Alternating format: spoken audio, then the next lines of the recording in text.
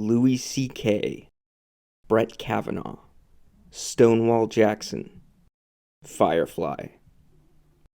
Lately, it seems like no one is immune to cancellation. When easily offended millennials aren't demanding accountability for boys whose only crime is being boys, they're writing terms of service for big tech that are explicitly designed to exclude boys who like to be boys. And if you're a boy who likes to be a boy who likes girls, may God have mercy on your soul. It seems like just a few decades ago it was considered perfectly normal, even cute, for children to create gender-exclusive youth groups with names like the He-Man Woman Haters Club. Fast forward to the present day, and you can't even do that as an adult. Given the massive and frequently life-shattering impact that cancel culture has had on our society, or more importantly, the privileged few within, it is perhaps a good idea to figure out where it all came from. But in order to do this, we need to first establish what cancel culture is. So let's distill a working definition from a couple of examples of cancel culture in action. One recent case was that of Jim Breuer. A former SNL cast member, Breuer had it all: fame, money, good looks, and a body of work he could look back on with pride. Yet despite hitting a home run for Tinseltown as crowd favorite Mr. Glump in the 2016 box office acknowledged film Bleen, this maestro of camera muggery found himself without work after a biting and incisive parakeet metaphor hit too close to home for the Hollywood elites. 2 masks, 3 masks, 3 masks, 2 masks. Ah, vaccine, vaccine, vaccine, vaccine. Wear a mask.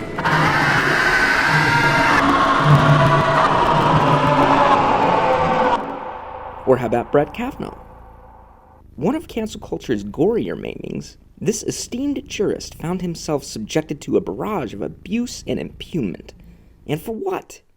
For the crimes of finding farts funny, beer tasty, and girls both. Indelible in the hippocampus is the laughter. Sure, he may have risen to the highest court in the land anyway, but the price was steep. While we may never know what the price was exactly, we can guess. And we can shudder at those guesses. From just these two examples, we can arrive at a working definition of cancel culture. A state of affairs wherein liberals respond to conservative merriment with a kind of mass tantrum, the aim of which is the removal of the harmless and fun-loving conservative from the public square. With this definition as our guide, we can now begin to conduct a brief survey of cancel culture throughout the millennia. Like those other staples of wokedom, democracy, and gayness, it originated in ancient Greece.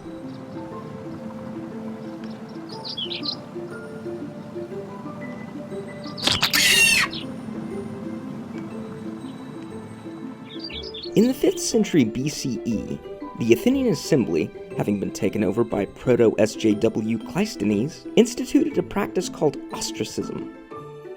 In this practice, citizens were allowed to vote once each year on whether to have a given Athenian exiled for a maximum of 1 decade. For what crime was the punishment prescribed? What do you got? Herodotus tells us that a person could be exiled for the crime of using their God-given freedom of speech to encourage transparency. Perhaps by shield signaling to the Persians that Athens was, for the moment, unguarded and thus theoretically ripe for pillaging, should some hostile foreign power be so inclined. For simply telling this truth, Megacles was banished from the land. The funniest ostracism, however, comes to us from Plutarch, who tells the story of Hyperbolus. A devout wokist, Hyperbolus attempted to cancel 2 prominent Athenians, but in the process ended up getting only himself canceled.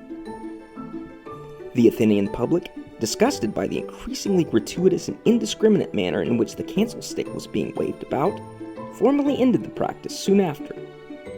But the cat was already out of the bag. The wokists had had their taste of power, and it turned them ravenous. Though usually framed as a modern phenomenon, for much of the world, cancel culture reached its apex as early as 30 CE. It was around this time that the Romans, being the inheritors of classic Greek wokeism, committed what remains the most significant cancellation in the history of the universe. A combination cancellation and crucifixion, a cancel fiction, if you will, of a young carpenter by the name of Jesus Christ. In a plot that could be ripped from today's headlines, Jesus' message of free market values and feudal supremacy did not sit well with the bleeding heart Romans, who preferred to give the poor unlimited handouts and abortions. For this reason, Mr. Christ's presence could not be tolerated, and so the mob demanded his execution. Having blown their proverbial load on the Christ cancel fiction, the ancient SJWs laid low for the next long while, popping up only occasionally and on a much smaller scale to kill the buzzes of fun-loving conservatives. One larger scale example occurred shortly after Christ's death, when Cassius Caesar riled up the Praetorian Guard to kill the fun-loving third emperor of Rome, Gaius Caesar Augustus Germanicus, sometimes known by his nickname Caligula. The emperor's crime? Offending Cassius's far-left sensibilities by calling him mean names and making gay jokes. History truly is a hall of echoes.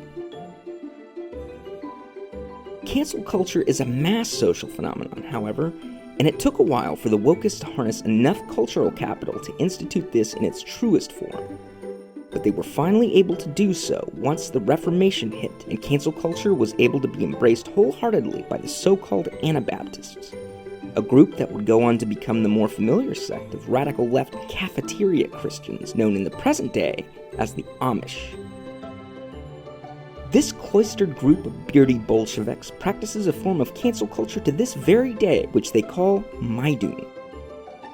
This variant of cancellation more clearly resembles both that of Athens and of our own time, in that its consequences are ultimately social in nature, consisting of banishment and requiring the cancelled to talk to the hand because the face is no longer listening. The way Maidun works is that an Amish who dares to question the powers that be is shunned. That is, he is disowned and then completely ignored by his comrades, who simply pretend he does not exist. In all of these historical examples, we find the progenitors of today's Twitter mobs and woke skulls. Now, notice a common thread that weaves throughout them all? Is it the left? Well, our working definition of cancel culture says that's a necessary ingredient. It's certainly what the conservatives are always bitching about. It can't be sufficient, though, because you can have all the leftists in the world, but without a medium through which cancel culture can enact its will, it would not, indeed could not, exist. Let me explain using a thought experiment. Imagine a commune in rural Vermont whose residents spend all day, every day, doing the typical hippie thing. Eschewing technology and worshipping cardboard cutouts of Bernard Sanders when they're not snorting bong rips or having a go at their AOC real doll. Such primitivist burnouts, simultaneously overexerted and underachieving, are going to have neither the energy nor the will to cancel anyone. But most importantly, they won't have the Twitter accounts to cancel anyone, because as everyone knows, hippies are too lazy to pay their internet and phone bills. What this experiment shows us is that leftism is not a sufficient condition for cancel culture. To paraphrase communications theorist Marshall McLuhan, the medium is the problem, and that medium is largely social. But it can't just be the medium either. Take away Twitter and leftists will just begin ruining your town hall meetings instead. No, the problem goes deeper than that. Indeed, I think it no exaggeration to say that its roots stretch all the way down into our very social customs. By customs, I mean the ways of behaving that a given society deems acceptable in a given place at a given time. It is these that our carefree conservative is accused of flouting when he tells a racist joke or affably grabs his secretary's buttocks purely as a lark. Despite the fact that she giggles when he does it, thereby proving that's all totally fine, society has decided that it is a violation of custom. Take these customs away, though, and you have guilt-free groping for all. From the Athenian Assembly's yearly cancel Kaylee to the omnipresent threat of the Amish Panopticon, and then right on through our own time of flame wars and Twitter callouts, we find the same pattern repeating itself. The instigators of cancel culture are the left, and the medium through which cancel culture manifests its will is the set of customs, values, and modes of communication that make up a society. The word we use to refer to these things collectively is culture. In more senses than one, you cannot have cancel culture without culture. This is clearly implied in everything we have said, and it leads us to one inescapable conclusion. If conservatives want to eliminate cancel culture, then what they must do is cancel culture. Yes, the only solution is to eliminate the very concept of culture. If this sounds like a tall order, that's because it is. It's easy enough to destroy a culture. It's perhaps no coincidence that the conservatives of yesteryear excelled at this.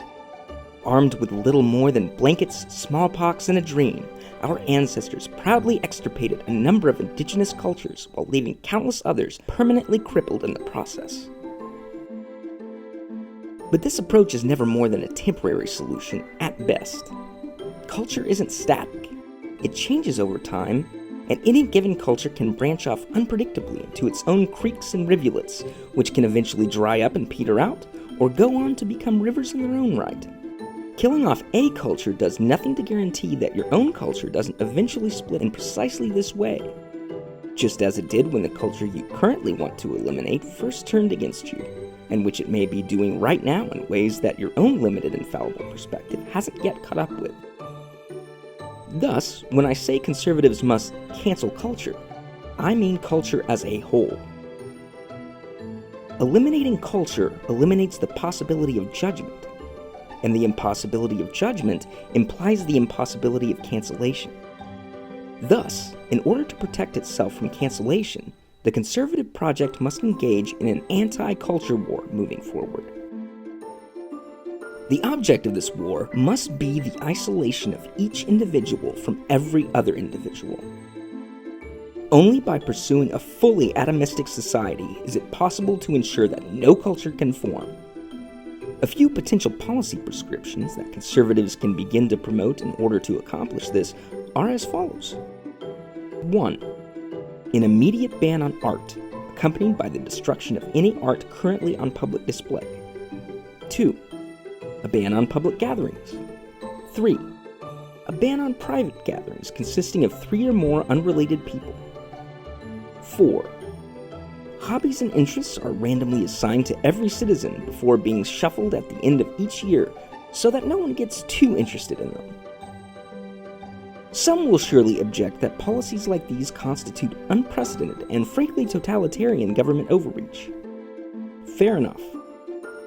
But if you think you can halt the ordinary and natural functioning of society with a hands-off approach to governance, then your parents probably paid your friends to hang out with you in grade school. The ugly truth is that the only thing that can prevent society from interfering with conservative merriment is an omnipotent state capable of interfering with society. So put down your Hayek and burn your Buckley Jr., because the man behind the conservative curtain is and always has been Thomas Hobbes, and the Leviathan is ready to come out and play.